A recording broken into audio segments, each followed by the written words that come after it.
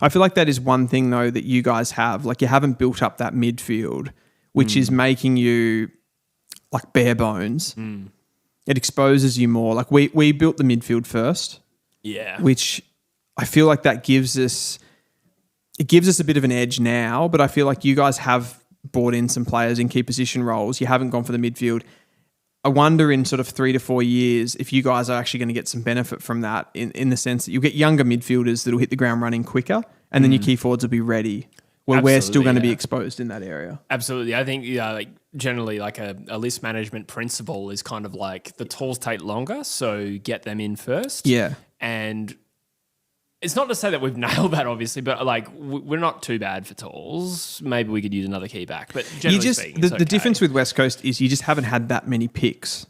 That's true, but I also think we could have had a better attitude to replenishing our midfield over a period of time, not just like the last couple of drafts. You've definitely made heaps of mistakes. Yeah, it's just like... Oh my God. But like, you know, trading back and getting Bo Allen last year... Another player who's almost, I agree with less that. than 50-50 to become a midfielder. There's been a complete overlooking of that position. I think that's, of all of the stuff that we've talked about with West Coast, I reckon that is one of the craziest things. And I know like West Coast fans hated hearing that, and I get it. Like I get it with the North of the same.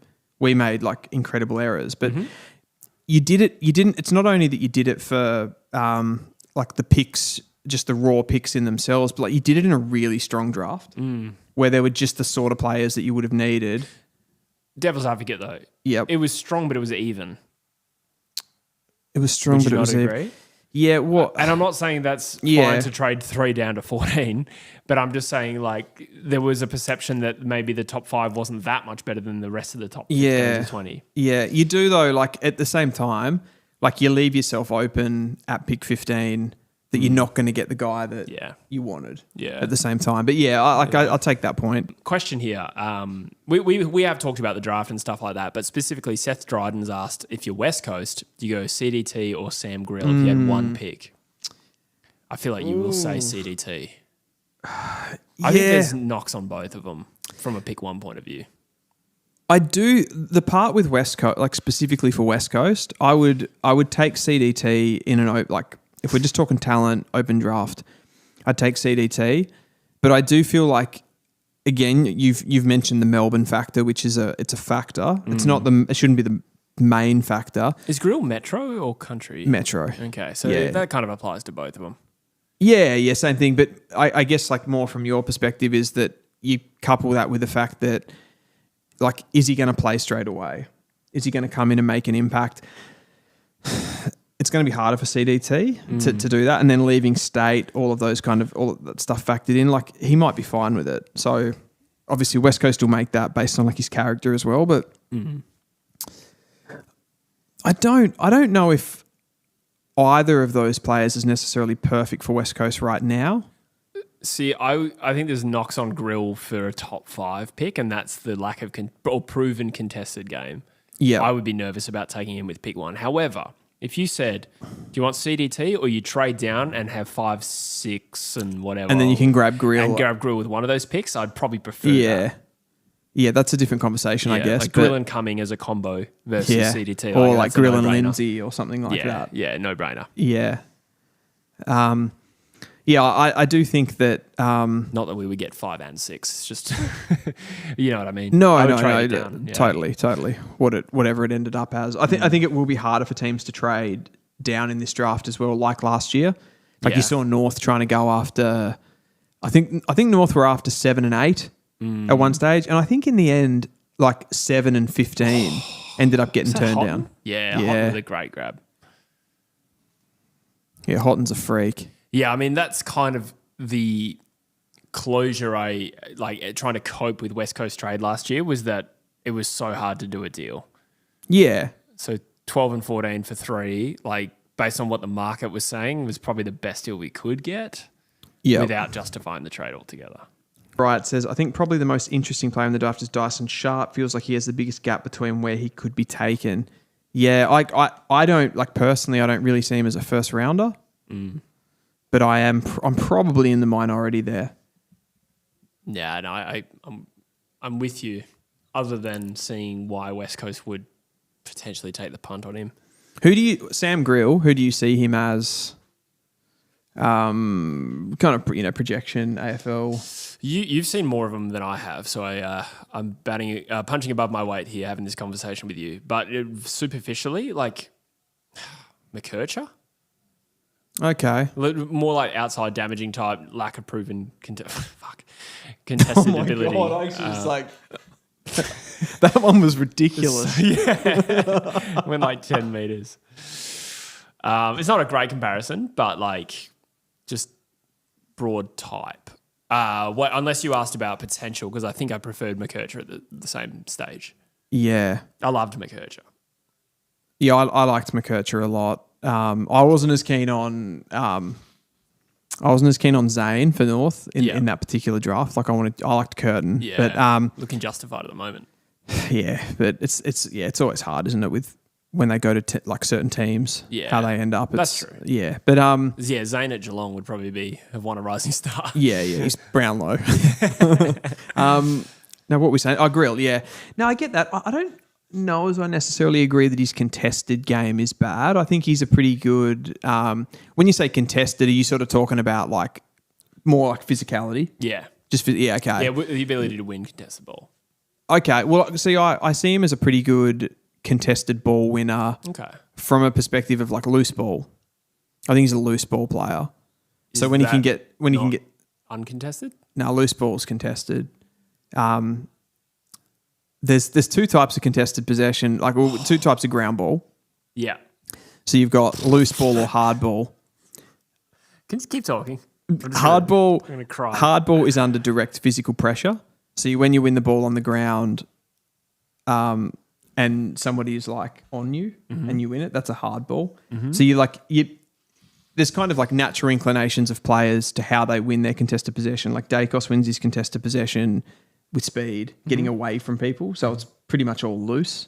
Whereas Elliot Yeo wins hard ball. Yeah. So he's got pressure. He uses his power and his strength to be able to do it. So Grill does win contested possession, but albeit it's not with physicality. Yeah, okay. It's with speed. Coast, when I look at the list really holistically, like surface level, the experienced players and the leaders, there's a lot of parallels there with North where the leaders aren't good players anyway. So it's like debatable whether a lot of those guys would get into other AFL teams. And they're the ones that were good got injured.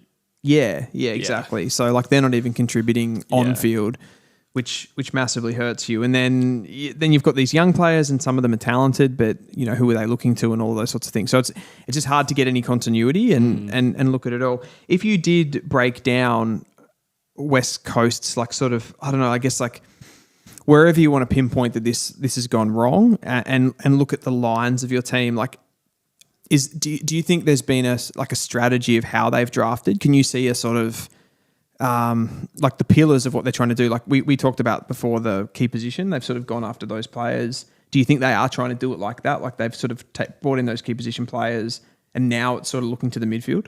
I don't know if that has been a clear strategy. I think a lot of our keys have been, the ones we drafted in recent years have been, he's too good to pass up there. Job Shanahan's an example of that. I don't think we went to the draft saying, all right, let's get him. He's important for our list. Yeah, we're going keys. It's been pick 30, way too good to be passed up on. Let's take him. I think it's similar with Archer Reed the previous year.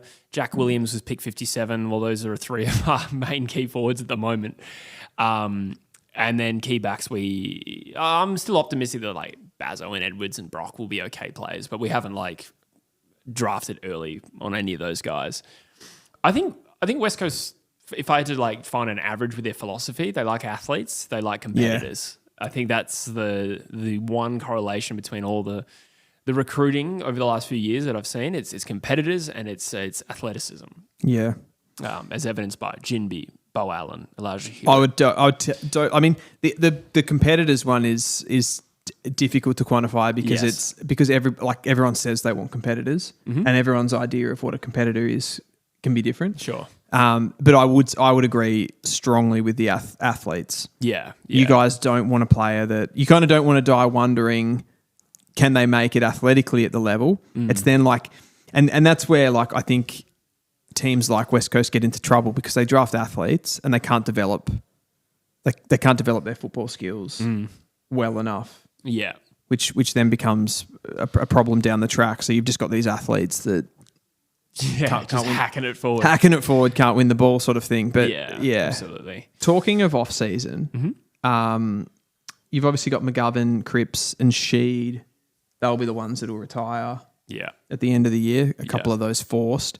Yeah, 2 of them are confirmed. Cripps is unconfirmed. We don't know yet. Oscar Allen, probably... I don't know. I feel like we're maybe taking that for granted a little bit too much, but it seems likely that he'll go. We do talk about it as a sure thing, but I still think it's quite likely, Yes. Yeah. Who, in your opinion, gets delisted? Cal Jamison will go, I'd imagine. Just been injured too much. So I don't even have a strong opinion about his football ability. That's how little he's played over the stretch. And when you're 24, 25, it's time to go. From the rookie list, Locke Rawlinson, you'd imagine goes. Cohen Livingston probably goes. NGA Ruck, he could survive, but we've got some other NGA players who we then consign to the Cat B rookie list, so more likely he goes. Campbell Chesser probably goes. There was a brief glimpse. He was out for the half of the year injured this year, came back, played really well in his first Waffle game, and then played really poorly the week after. And then you've got Jack Petrocelli, a pretty sure thing. Jaden Hunt is out of contract and out of the team, so it's very easy to make a connection there. Probably gone. Yeah. And Tom Cole could survive if all those other players go because he's in the team right now, and that's pretty much it. He's also a couple of years younger. If you're Petrocelli, Hunt, or Cole, like you want to be a good culture guy. Yeah, true. And Hunt is that. Yeah. And possibly Cole as well. But yeah. They're probably fortunate that they are in this team that doesn't have that many senior players. So like they'll probably hang on to at least one of those 3. Yeah. You would think just to have some age there. But yeah, those other guys are all vulnerable. I mean, it comes down to like if we talked about before, like if the AFL allows us to have extra list spots, then that makes that decision easier. But if we've got 5 first round picks, like if we manage to maneuver it that well, then we're going to have to make some tough calls on these guys as they currently stand. How many of I know you have like, you're not intimately familiar with all these guys, but you've got a lot of NGA and father-son options. How many of those could you see taking?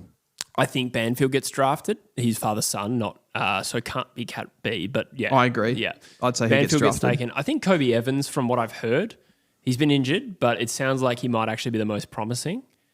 And then not sure about Wes Wally or Tyler Williams. I mean, I think we were talking the other day off air. Wes Wally's fallen away. Tyler Williams has come a long way in a short period of time. But I'm more confident about Banfield and Evans. And there's another, I think there's Jake Catton or something like that. There's another one. Jeez, I haven't even heard of him. Yeah, I don't think he has a big profile, but I think he's technically our NGA. So got ya. Let's call it Banfield and Evans and maybe Tyler Williams. I think so.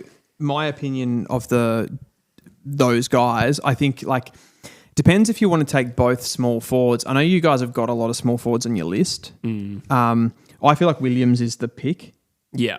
Out of him and Wally from watching them. Wally's a weird one. Like he's that sort of like he's a medium type forward, which I feel is a little bit of a dying position unless you can play midfield as well. Yeah. And I don't think Wes Wally has much of a like he strangely doesn't have much of a ground ball game. Okay. So he's like he relies too much on marking, and he's a pretty good mark. Probably kind of sounds like Josh Hill was for West Coast. I don't know. You're probably I remember. Yeah, I do remember him. Just like a classic medium forward that wasn't necessarily a crummer, just a lead up lacrosse style forward. Yeah, that's what he feels like to me. Like it's not like I never see him crumb, but I don't see that as a big strength of his game. Which is I feel like in 2025, if you're a medium to small forward, you've got to be good on the ground. Yeah, I think yeah. And Williams is that, and Williams has got genuine pace. Decision making sometimes can probably let him down a little bit, but I think that can be developed. So he'd be one. I haven't seen enough of Evans just because he's been injured for most of the season. So I saw him in one academy game. He's a big-bodied mid forward type player. He looks a little bit slow to me. Okay, but I need to see a little bit more of him. And I'd almost say Banfield for me is the pick. That's good. Happy with that. Sort of a almost like a third tall, maybe a second tall, potentially. Yeah. So not necessarily a player that you're screaming out for. I've heard him described as a tall wingman. So I don't know if he plays that way in the Waffle versus when he played for the WA. But hopefully if he can play like as that Embley style. Yeah. Use a lot of West Coast references. Is a marking player. Yeah. It's just whether, like, again, West Coast having a lot of those kind of players. Like, you've got Jack Hutchinson and these sort of, even Bo Allen to some extent, like these medium sort of players. He's kind of like another one like that. Yeah. And maybe you could craft him into a key position forward or something like that. But not necessarily what you need. So it's a watch. Probably worth a punt, I'd say. For sure. Do you have a preference? I've talked to West Coast fans about this a little bit, but do you have a preference around the place that the player comes from? Do you feel like they should draft just purely best available? They should go for the local talent? Like, what do you? No. Well, I mean, what West Coast says outwardly might not be truth, but they say that they only do that. They only differentiate when the talent is rated evenly. Look, Vic Metro is probably the only one that I think gives me a little bit of doubt, purely because whoever it is will have so much demand for them. Like, I think generally speaking, you go for the best available talent. But like in the case of CDT, it's not just that he's from Vic Metro, it's also how long it's going to take both him to reach his prime and us to come good. So I think where you are in the cycle matters. I think Fremantle, for instance, was much better placed to take a Murphy Reid because they're already a pretty decent team. But Murphy Reid at West Coast would probably be, I mean, I think that would have been not a great pick. Or at least it's probably just that he wouldn't be having the same impact and probably not as happy. So all of these little nuanced things are relevant. You know, one thing that people don't think of when they consider all of that stuff, sorry to sort of cut you off there, but like Murphy Reid comes to a team in Freo. He's from, maybe he's a little bit of a fish out of water there. Like he's not feeling super comfortable. And he goes to this club where kind of everybody's really comfortable, like where they're at with their career. Like these players like Brayshaw and Sarong, like they have no fear of like losing their spot, or anything like that. Whereas like he goes to a club like West Coast, and everyone's in this sort of strange.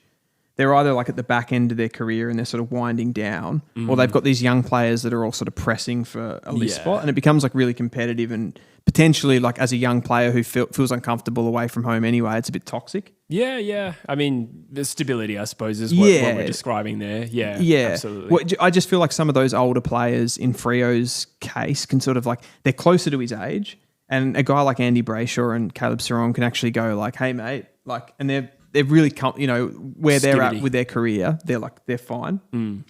Yeah. No, I think that's all valid. So yeah, to answer your question, I'm not necessarily for discriminating players on exactly where they're from, but I think where you are in your cycle matters. And I think West Coast right now should err on the side of being somewhat conservative.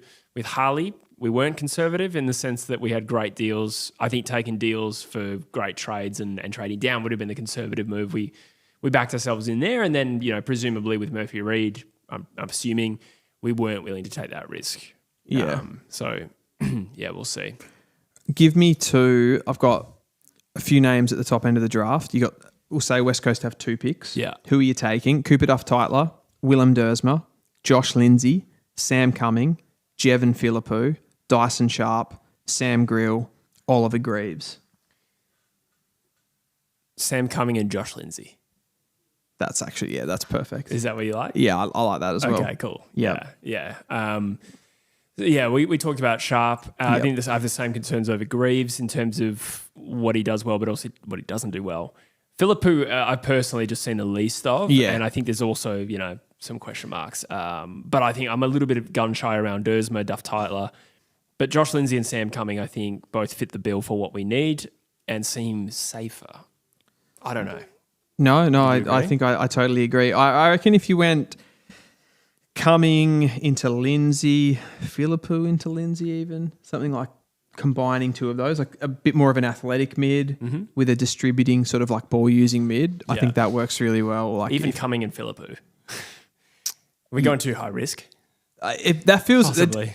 It feels risky because Lindsay feels like a really safe pick. Yeah, but that's probably I don't necessarily think that doubling down on higher risk player, like that's not necessarily a bad strategy to take either. Yeah. Because if one of those two is really, really good, then it's great, and maybe the other one turns into a role player. But sure. Yeah. Obviously, like character and all of that stuff comes into that as well. But